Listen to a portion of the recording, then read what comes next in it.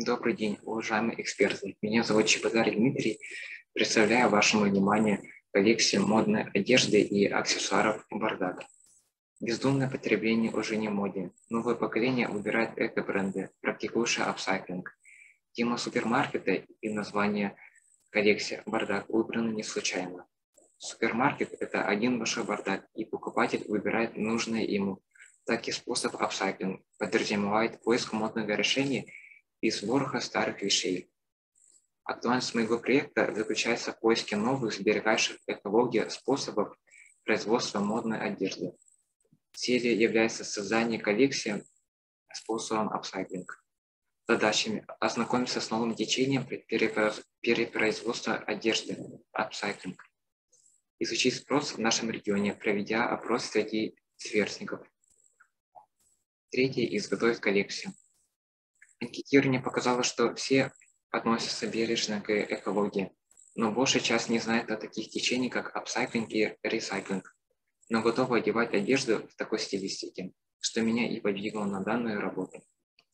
Коллекция включает в себя одежды и аксессуары, выполненные в стиле апсайклинг и в нейтральных природных цветах. Используется техника составления одной вещи из нескольких разных по цвету и лекал. Лонгслив. Два лонгслива разных расцветок и лекал.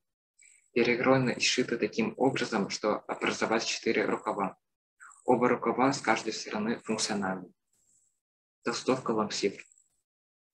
Выполнена из 9 различных кусков вещей. В работе используются футболки, лонгсливы, толстовки. Изделие оформлено одним шипом из хлопчатобумажной ткани и 2 пуговицами.